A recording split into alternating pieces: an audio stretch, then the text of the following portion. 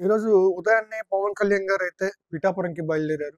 రాజమండ్రి ఎయిర్‌పోర్ట్‌లో అయితే అక్కడికి వెళ్లారు. అక్కడి నుంచి పిఠాపురంకైతే బయలుదేరబోతున్నారు. Game changer pre release event నుంచి తిరిగి వెళ్తున్నటువంటి మణికంఠ, చరణ్ అని ఇద్దరు అక్కడ రోడ్డు ప్రమాదంలో ఆ ఏడీబీ రోడ్‌లో మరణించిన విషయం అందరికీ తెలిసిందే.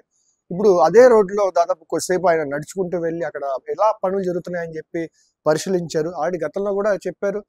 నేను పిఠాపురం బయలుదేరితే ఈ రోడ్‌లో నుంచే వెళ్తాను అని చెప్పేసైతే పవన్ కళ్యాణ్ గారు చెప్పారు. అండ్ అదే విధంగా పవన్ కళ్యాణ్ గారు రాజమండ్రిలో దిగారు.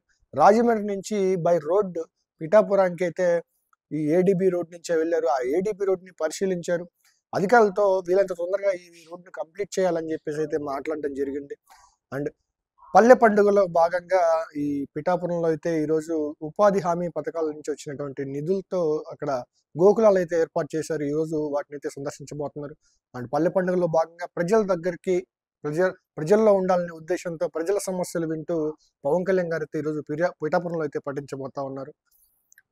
అక్కడ ఉన్నటువంటి రైతులతో కూడా అయితే మాట్లాడడం జరుగుతుంది. ఈ పాడి రైతులు ఎవరైతే పంటలు పండిస్తా ఉన్నారో వాళ్ళతో అయితే మాట్లాడడం జరుగుతా ఉంది. అక్కడ ఆహ్, పిఠాపురం నియోజకవర్గం కూమాపురం గ్రామాల్లోని గోకులాలను ప్రారంభిస్తారు. పిఠాపురం నియోజకవర్గంలో ఉన్నటువంటి కూమాపురం గ్రామంలో ఈ గోకులాలనైతే ఈ ఆవుల్ని సంరక్షణ వీటినైతే స్టార్ట్ చేయబోతా ఉన్నారు. అండ్ ఇప్పటికే ఆంధ్రప్రదేశ్ నలుమూలలా కొన్ని చోట్ల పల్లె పండుగ కార్యక్రమంలో భాగంగా చాలా వరకు గ్రామీణ నాయకుల నుంచి అభివృద్ధి పదంలో పల్లెటూర్లు ముందుండాలనే విషయంలో అయితే ముందుకు పోతా ఉంది. దానికి సంబంధించిన శాఖలో గ్రామీణ శాఖ పవన్ కళ్యాణ్ గారిది అయినప్పటికీ అందువలన ఈ గ్రామీణ అభివృద్ధిలో భాగంగా పల్లెటూర్లు అయితే చాలా ముందుకెళ్తున్నాయని అయితే చెప్పొచ్చు.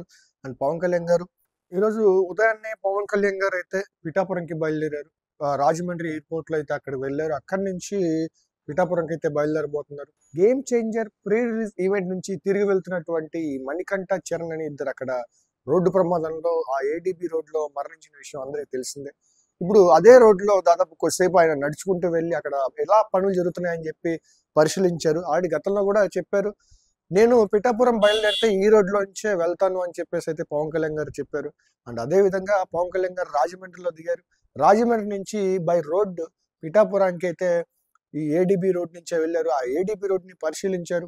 అధికారులతో వీలైనంత తొందరగా ఈ రోడ్‌ని కంప్లీట్ చేయాలని చెప్పేసైతే మాట్లాడడం జరిగింది. అండ్ పల్లె పండుగలో భాగంగా ఈ పిఠాపురంలో అయితే ఈరోజు ఉపాధి హామీ పథకాల నుంచి వచ్చినటువంటి నిధులతో అక్కడ గోకులాలు అయితే ఏర్పాటు చేశారు. ఈరోజు వాటినైతే సందర్శించబోతున్నారు. అండ్ పల్లె పండుగలో భాగంగా ప్రజల దగ్గరికి ప్రజ ప్రజల్లో ఉండాలనే ఉద్దేశంతో ప్రజల సమస్యలు వింటూ పవన్ కళ్యాణ్ గారు అయితే ఈరోజు పిఠాపురంలో అయితే పర్యటించబోతా ఉన్నారు.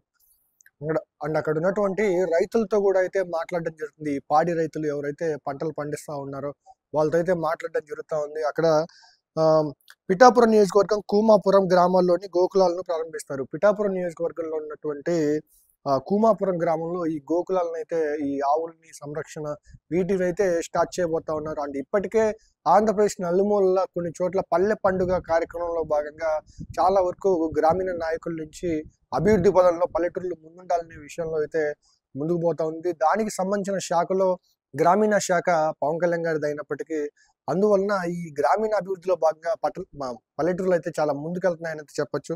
అండ్ పవన్ కళ్యాణ్ గారు